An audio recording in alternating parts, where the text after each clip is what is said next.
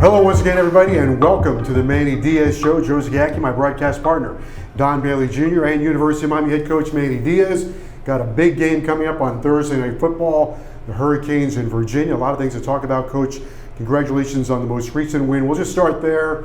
I know we had a big week coming up, but it was I would call it a cathartic win for the University of Miami. It was just what the doctor ordered. We got a lot of confidence, which is what I think the team needed. We got a lot of guys in the game. A lot of guys made plays. A lot of young guys made plays. I think the thing I'm most proud of the game is the way that the team was on the sideline. Our energy in pregame warm-up was fantastic. Energy on the sideline was amazing the whole start to finish. And it was guys really being excited for other guys. So even when younger guys were out there making plays, the older guys are rooting them on, cheering them on, and the fans were great too. It was just a real positive day for Miami football.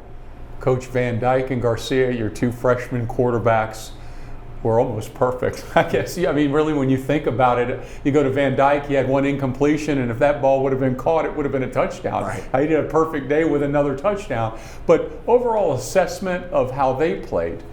I told them before the game, I said, this is spring practice. You were in this stadium twice in the spring and did great on those occasions. So that's the biggest question. You know they can throw the ball. Could they handle the moment? Could they handle, being out there with everybody watching them and the expectation and talking to both guys? I said, hey, once the game started, they were more excited than anything else, and with the talent that we have around them on offense, all they have to do is just distribute the football. And I thought both guys did a really nice job of that. Well, we saw some young guys all across, but I guess we call them the Three Amigos, right? But I don't know, I would call them the human vacuum cleaners, like Brooks Robinson.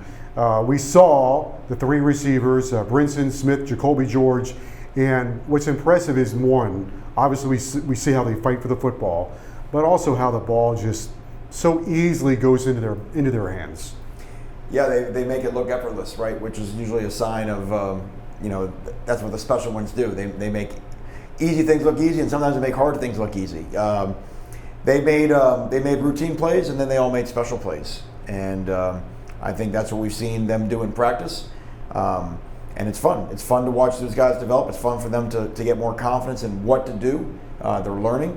And once they really, really know what to do, you can see that they've got a great future here. Manny, you look at these young guys, and you can see all of a sudden these last two recruiting classes that you've put together, what talent there is. And I think it's fair to explain that they're very talented, but they also have to learn a lot of football before they can get on the field. Yeah, if you think about it, when you talk about those two classes, we're 15 games into their career, right? The 21 class, they're 4 games into their career. So that's, and if you look at the whole thing as a marathon, we're hardly past the first mile marker of their career, certainly of the 21s. The neat thing is that they know that they've not arrived. They know what they need to get better at. They know, we tell the truth on Green Tree practice field. And I think, you mentioned their talent. I think their work ethic and their character and demeanor is what really sets all of those guys apart, because they're not satisfied with their performance. I think they know they've got some ability, but they know that they don't want to be good when great's available. What did you think about when you saw Brinson make that catch? That'd be number one. And then Smith, you used him in a variety of ways coming out of the backfield, which was a clever way to use him as well. The Brinson catch was phenomenal. First of all, I thought it was pass interference, and then it was ruled out of bounds. But I had a suspicion, when he came down, that his elbow hit. And an elbow equals a foot, and but just the wherewithal against really, really good coverage to be able to see that thing through. There's a couple of things. One, to be able to secure the catch. Two, to be able to secure the catch when you hit the ground. You've seen a lot of guys catch the ball, and then on the impact of the ground, the ball kind of rolls out. So for him to finish that play, that's special now. It's a Play of the Year nominee for sure. Manny, when you talk about game speed, you can only simulate so much in scrimmages and on the practice field. And I talked to Van Dyke after the game, and one of the questions, what did you learn? He says, it's a lot faster than I thought. He's got no idea what's coming down the road.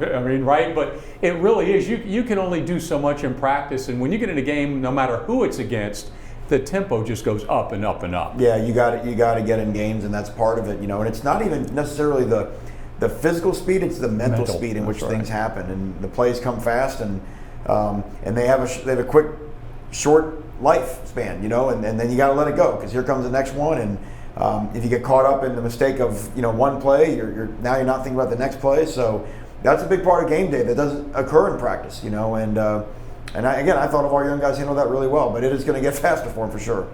You probably already know this about James Williams, but Don had him on the radio after the game, and you could feel his radiant smile coming through the radio.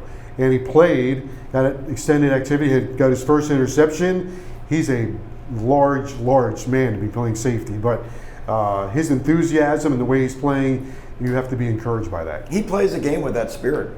We saw that in Atlanta against Alabama. I mean, James views the football field as his playground. You know, it was great to see him make the interception. He's got to learn how to high point it, and really, if he stays on his feet, we get some return after the INT if we can block the intended receiver. But he, you know. Yes, you notice him. He's hard to hide on a football field, right? He can run. He's tackled well so far in the games.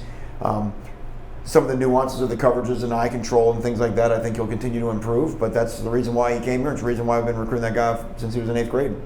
Manny, can you share with everyone the value of game tape? You'll have the number, I'm sure, today, how many people actually played, but just the value of 3 reps or 35 reps of game tape. You get to reinforce your coaching, right? Because the players, they hear you in practice, you know, but when they get in the game has the ultimate accountability. You know, if you didn't play your gap, the offense moves forward. If you didn't block your guy, the offense moves backwards, you know. So that happens in practice too, but in practice, you know, the coach says, hey, you got to do this better, but there's not that, you don't really feel the entire football team being punished for poor technique, poor execution, poor assignment, whatever. You get in the game and it does. And then there's a fatigue element that comes in the game that's a little bit different than what you see in practice as well, just with the pacing of the plays. So we had some young guys that got some really good tape. And I think the trick always with the young ones is they flash and you see everyone sees their really good plays. But then there's other ones too. And what you really try to do is you try to get those other plays, even when you're not doing the spectacular, that you're dependable, right? And that's really what wins, right? You got to get everybody dependable to do their job the way it's meant to be done. If you do that, generally your talent will create the special plays. There's so many guys. Leonard Taylor played, Roberts played defensive end, Smith at striker, Willie Smith's son. He looks like he's got a lot of athleticism. So you had this core of young guys really got in there. And again, as you mentioned, some of the guys flash, but you can see their potential. Yeah, and we've seen it through the scrimmages, and it was fun because the young guys, you know, they all lived with each other in the dorms, and they were all rooting each other on, and guys have great performances in the kicking game, you know, and we'll continue to highlight that, and so it's fun. It's fun to see a team develop. It's fun to see these guys continue to grow. That makes our team better because that does push our older guys, creates competition. I think back to when I got here in 2016, and everybody thought I was joking when I said I'm going to start the best linebackers, and you know, all of a sudden, McLeod, Pickney, and Shaq started and never looked back. And we started, you know, Joe Jackson as a freshman. We started Malik Young at corner as a freshman. You know, Trajan Bandy started some games as a freshman. Jonathan Garvin started some. You know, so it's just fun to see. You know, I always tell the Jonathan Garvin story in 2017. He made 2 of the plays of the season on those strip sacks against Virginia Tech and against Notre Dame as a true freshman. But that was a process to get to November. He was a much better player in November than he was in September, and that's how your staff, you know, you pour into these young guys because you never know. They all develop and get to help the team at different times. Manny, I want to make sure we bring this up. Set a record, a University of Miami record in yards on offense. The number 739 yards, 10 TDs. I don't know how many times that's happened, but 739 yards, no matter what the situation is, that's a heck of an accomplishment. Right. Look, obviously, you know, we were much better than they were. Correct. But what the team did is the team behaved the way the team should. Mm-hmm. More important than the yards to me are a byproduct of, you know, we had no procedural penalties on offense. You know, we again, we were clean with the football. You know, we didn't turn it over.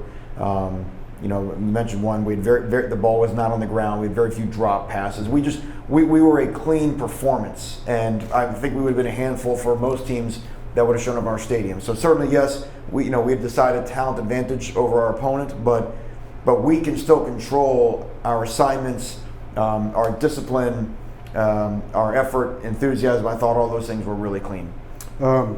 We have a big opponent coming up, Virginia, which we'll get to in our next segment. Some of those guys, a guy like Cody Brown, Franklin got in there. Can those guys help you out? And plus, you get Knighton coming back. Would you expect that those guys can help you in this upcoming game? I think they're going to have play some role. I mean, running back, it's a high impact position. Obviously Cam made some big plays last Saturday. It will be good to get Jalen back. I think he adds a different dimension to our offense. But it was good to see the way that Cody and Thad ran the ball, and they stayed behind their pads, ran downhill, showed good patience. And I think you'll see more of them in the future. Manny, a young man that has struggled a little bit the first part of this season is Will Mallory. Had a couple drops and things haven't gone his way, but I was watching the tape very closely. He may have had his best day physically. He didn't have any catches, but he did a great job blocking, and I don't want that to get overshadowed. Yeah, you're right about Will. Will threw his body around, and there are a lot of ways you can affect the game without the ball in your hands, right? And we've got great confidence in Will. We know the type of player he is and what we saw, all throughout spring and camp and what he's done in past seasons. And it's just a matter of time before the big plays start to return for our tight end position. All right, the Virginia Cavaliers are here on Thursday. We'll talk about that and much more with University of Miami head coach Manny Diaz as we continue right after this. The school bus. The Zach wagon. Wally. No matter what you call your car or why you're letting it go, AutoNation will buy it, and you don't have to buy one from us. We're paying top dollar right now. So go to AutoNation.com or come see us for a super easy appraisal. Get paid on the spot, and you can deposit it the same day. Visit any AutoNation store or AutoNation.com. What drives you, drives us. If you train like a pro, then you should be treated like a pro. Much like the human body, our team of sports medicine experts moves as one to achieve a singular goal.